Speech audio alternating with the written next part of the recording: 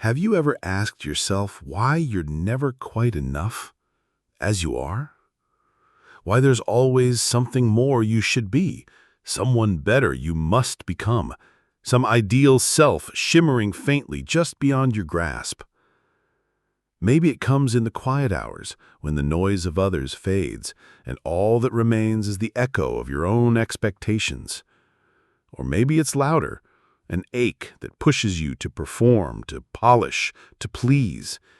You scroll through lives not your own, chase roles scripted by voices that aren't yours, and wake up wondering, who am I beneath all this becoming?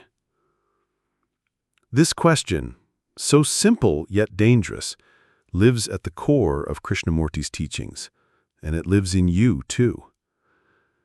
In every woman who has ever been told she must be more beautiful, more productive, more selfless, more perfect. In every moment you've sacrificed presence for perfection, honesty for likability, being for becoming. The hunger to become someone is not just a cultural artifact, it is a wound. Krishnamurti saw it not as a personal failure, but as a mirror held up to the world, a world obsessed with image, not insight. We are born into systems, families, religions, societies that give us names before we can speak, define us before we can choose. And from those early definitions, we learn to construct a mask, a self that will be accepted, that will be praised, that will be loved. But this self is a fiction. It is memory stitched together by thought, desire, and comparison, a collage of what others want from you. And yet, you defend it, fiercely, because to let it go would mean stepping into the unknown, into the rawness of not knowing who you are. And that terrifies the mind, which only feels safe within its own projections. Have you noticed how deeply the need to be someone is tied to fear? Not just fear of failure, but fear of being nothing, fear of being unseen, fear of being unworthy. The mind whispers that unless you are something, successful, wanted, wise, admired, you will be nothing. And nothingness, it says, is death. But what if that's not true? What if the obsession with becoming someone is what keeps you from the peace you long for? You see, every time you try to become, you reject what is. You split yourself. The person you are becomes the enemy. The present moment becomes a stepping stone to some future self you hope will finally be worthy. But that self never arrives, because the act of becoming is endless. Like a treadmill greased with anxiety, it spins faster the harder you try. This is not transformation. It is self-violence, dressed up as self-improvement. And yet, the world claps for it, applauds your struggle, loves the hustle, worships the polished image. But inside, something in you aches. Because there's a part of you that remembers what it means to be, without needing to prove, without needing to please. This remembrance is not intellectual. It is cellular. It lives in your body, in your silence, in your stillness. It lives in your longing. You long not to become more. You long to be whole. But to touch that wholeness, you must meet the shadow of becoming. You must sit with the pain of not being enough and ask it who gave it to you. Was it your mother's gaze, tight with expectation? A teacher's dismissive tone? The boy who loved you conditionally? The system that rewards your silence more than your truth? Where did you learn that being you was not enough? The moment you ask that, not from blame, but from awareness, you begin to unravel the lie. And in that unraveling, something ancient begins to shift. Not with force, not with effort, but with attention. Gentle, fierce, compassionate attention. This is the kind of seeing Krishnamurti speaks of. Not a seeing from the surface, but from the stillness underneath thought. A seeing that does not try to fix, label, or improve, but simply sees what is without distortion. And in that pure seeing, a miracle happens. You begin to feel the false falling away. Not because you've destroyed it, but because you've no longer identified with it. The ego only survives when you feed it with identification, when you mistake the role for the real. But the moment you witness it with clarity, with presence, it dissolves, like a shadow in sunlight. And in that emptiness, there is not despair, but freedom. Because finally, you are no longer playing a role. You are no longer trying to become. You are. But what does it mean to be without becoming? For most, the idea sounds impossible, or worse, dangerous. If you don't strive, you'll stagnate. If you don't achieve, you'll disappear. The fear is so deeply embedded that it becomes invisible. It drives every ambition, every comparison, every restless night. You might call it motivation, but look closer. It is fear wearing a mask of purpose. Krishnamurti called this the prison of psychological time. Not the time of clocks, but the time of thought. The mental movement between what is and what should be. That gap between now and someday is where suffering lives. In that space, the mind chases an illusion, a better version of you. And in that chase, you never truly arrive. You are always becoming, never being. And this is where the ego thrives. It feeds on separation. It needs a problem to solve. It needs a self to protect, to promote, to perfect. And yet the more you chase its ideals, the more anxious, exhausted, and disconnected you feel.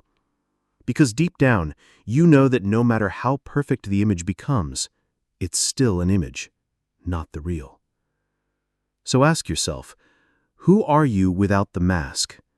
Strip away your roles, mother, daughter, lover, achiever.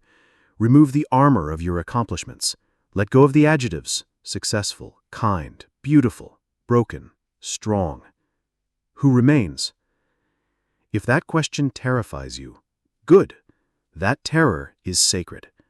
Because it's not really fear of losing yourself, it's fear of discovering you were never who you thought you were. That the story you've been telling about yourself isn't the whole truth. And that maybe, just maybe, you are something far more vast, far more mysterious than your identity can hold. This is the beginning of freedom. Not freedom from responsibility or reality, but freedom from illusion. From the lie that you must become someone else in order to be whole. When you truly see this, not just intellectually but viscerally, something cracks open. And in that crack, a quiet light enters. Not the blinding light of epiphany, but the soft, steady warmth of presence, of truth. This truth is not loud. It doesn't demand. It doesn't promise rewards. It simply is. Like the stillness beneath waves. Like the silence behind every word. It was always there. You just couldn't hear it over the noise of your own striving. And when you begin to listen to that silence, everything changes. Your relationships shift. You stop needing people to validate you. You stop performing for affection. You begin to love without clinging, to speak without pleasing, to live without pretending. Not because you've become better, but because you've stopped betraying yourself. The pain of pretending is immense. Women especially know this pain intimately. The quiet suffocation of always being nice, accommodating, grateful, even when your soul is screaming. The invisible labor of emotional performance. The unspoken rule that your worth is tied to how well you care for others, even if it costs you yourself. But what if you dared to stop? What if you no longer made yourself small for someone else's comfort? What if you no longer sought success to compensate for your wounds? What if, instead of becoming, you simply were? Whole, unpolished, unfiltered, free. This doesn't mean you stop growing. It means your growth is no longer rooted in lack. It is no longer driven by shame or fear. It comes from awareness, from clarity, from love. The kind of love that sees you exactly as you are and stays. This love cannot be earned. It cannot be performed. It does not care how many roles you play. It only cares whether you are present, whether you are awake, whether you are listening to yourself. And when you do, you begin to meet the world differently. You begin to notice the subtle violence of comparison, the way your mind tries to measure your worth against others. You begin to see how every "I should" is a seed of self-rejection, how every "I must be more" is rooted in the belief that who you are is not enough. But it is. Not in some abstract spiritual bypassing way, not as a consolation, but as a fact, as reality, as the ground beneath your feet when all your identities fall away. This is what Krishnamurti meant when he spoke of seeing what is without distortion. When you no longer look at yourself through the lens of judgment or ambition, what remains is not emptiness, but presence. A presence so alive, so still, so real, that you wonder how you ever believed the mask was enough. This presence is not something you acquire. It is what you return to, what you remember, what you already are. But the return to presence is not without resistance. The ego, sensing its dissolution, tightens its grip. It whispers doubts, it warns of chaos.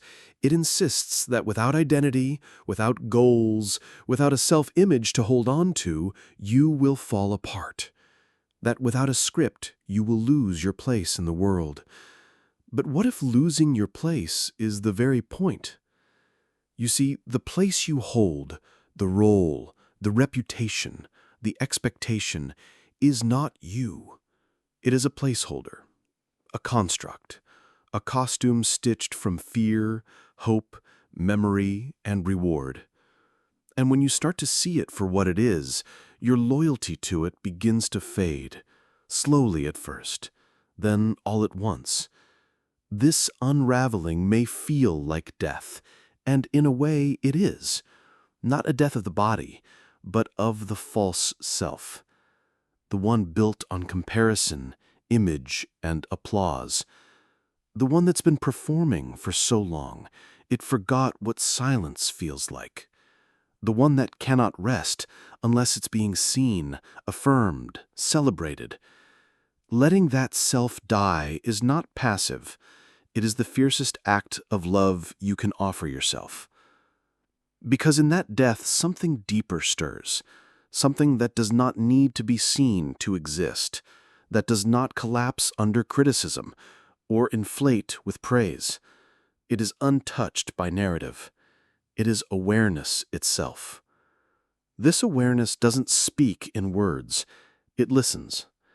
It observes. It watches the mind spin its stories and does not flinch. It sees the waves of emotion rise and fall and does not drown. It witnesses your deepest fears and does not look away. And in its gaze, something softens. The inner critic loses its sharpness. The craving for attention loosens its grip. The anxiety of what next begins to fade, replaced not with indifference, but with stillness, with space. You begin to notice beauty in places you once overlooked, a shadow across the floor, the sound of your breath, the quiet presence of a tree. And for a moment, you're not thinking about what any of it means. You're simply with it, with life, with yourself. No becoming, just being. This is not a trance. It is not a withdrawal from the world. In fact, it is the opposite. It is a radical entrance into now, a waking up from the sleep of becoming, from the hypnosis of self-improvement. And in that waking, you begin to see others differently too. You stop judging so quickly. You stop projecting your own self-hate onto their imperfections. You see their striving, their posturing, their masks, and rather than feeling superior, you feel compassion. Because you recognize yourself in them. The same ache, the same hunger, the same desperate need to be loved, to be enough. And in that recognition, there is no separation. Krishnamurti often spoke of love as the absence of separation. Not romantic love, not the kind tangled in need and fear, but a love that arises when the walls of identity fall away, when there is no observer, only observation, no experiencer, only experience.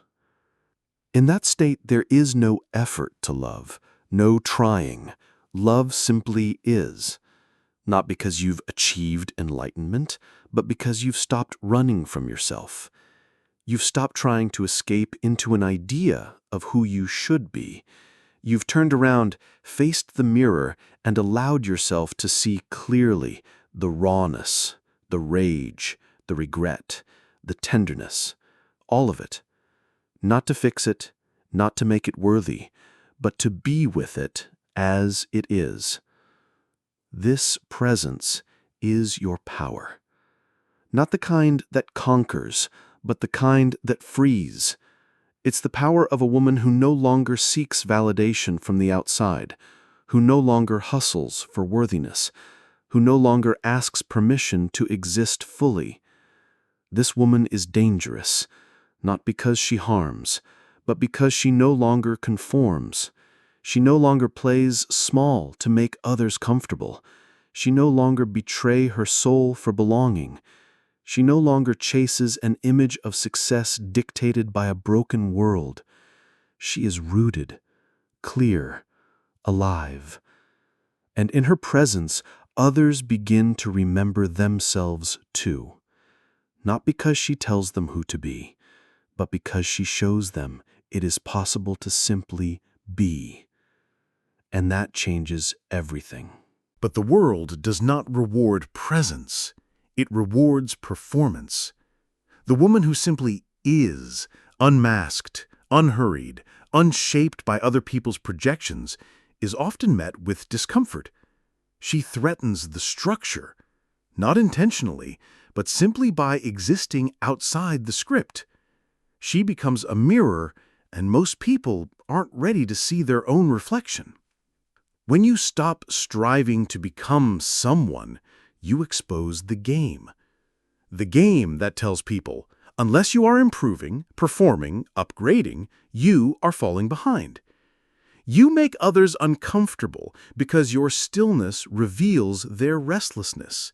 Your silence magnifies their noise. So they may call you lazy, they may call you selfish, they may call you lost. But that is only because they have forgotten what wholeness looks like. And this is the next great challenge: to remain inwardly free while walking in a world addicted to image, to hold on to clarity without retreating, to stay open when everything around you demands that you armor up again. It will test you.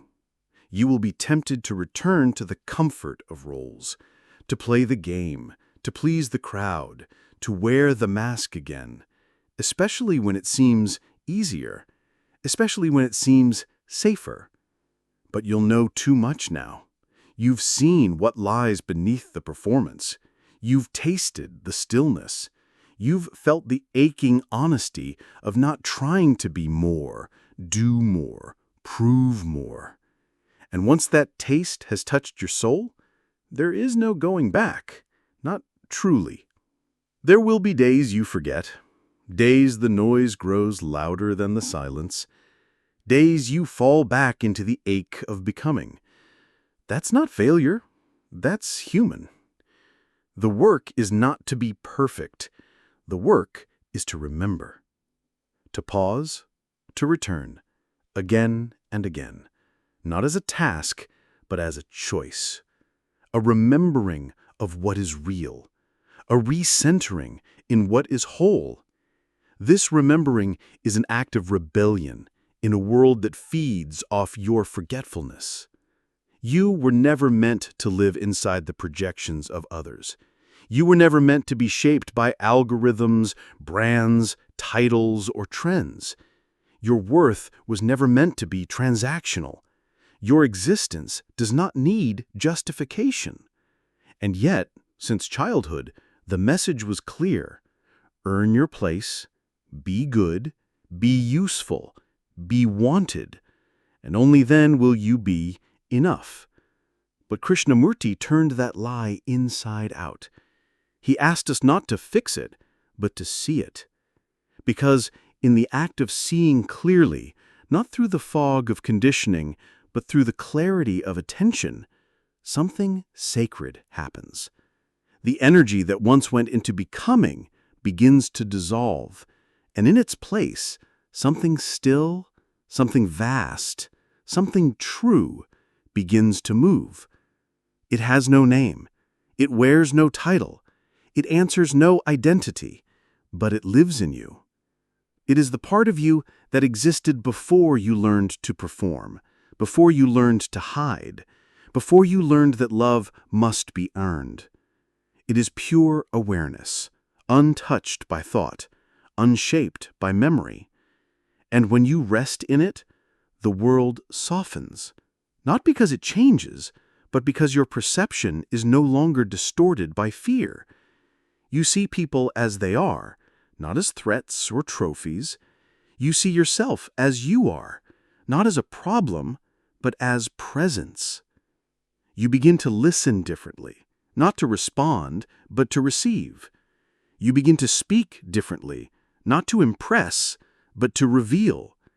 You begin to move through the world, not with urgency, but with grace. This grace is not performative. It's not learned in a workshop or earned through spiritual effort. It arises naturally when you stop trying to be someone. Because who you are, beneath all trying, is already whole.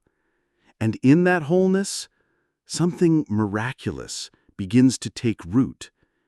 A deep compassion for yourself, for others, for the absurd, aching beauty of this human experience, not because life becomes easier, but because you no longer meet it with resistance.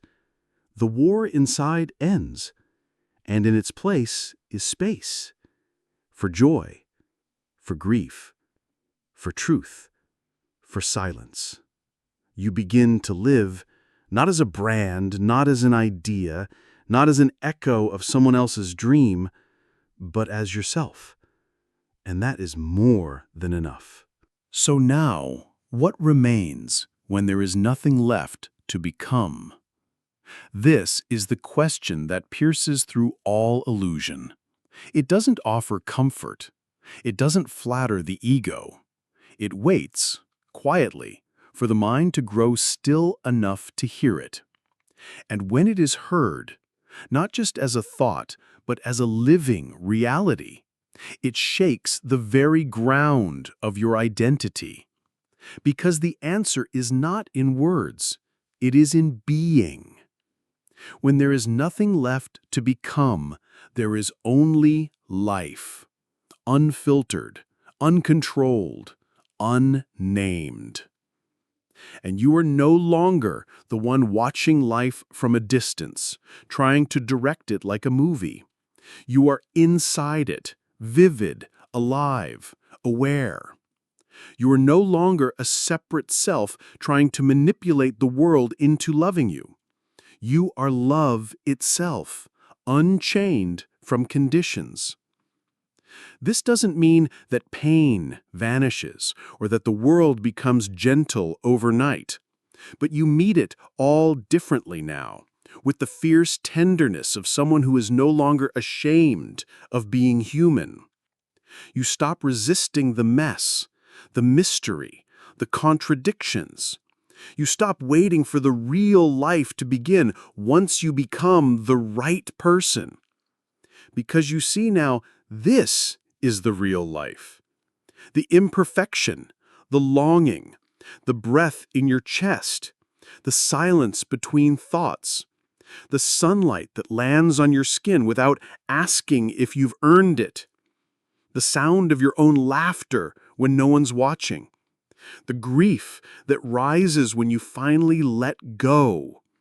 It's all sacred because it's all real. And so are you. There is a moment, quiet and unmistakable, when you realize you no longer need to fix yourself.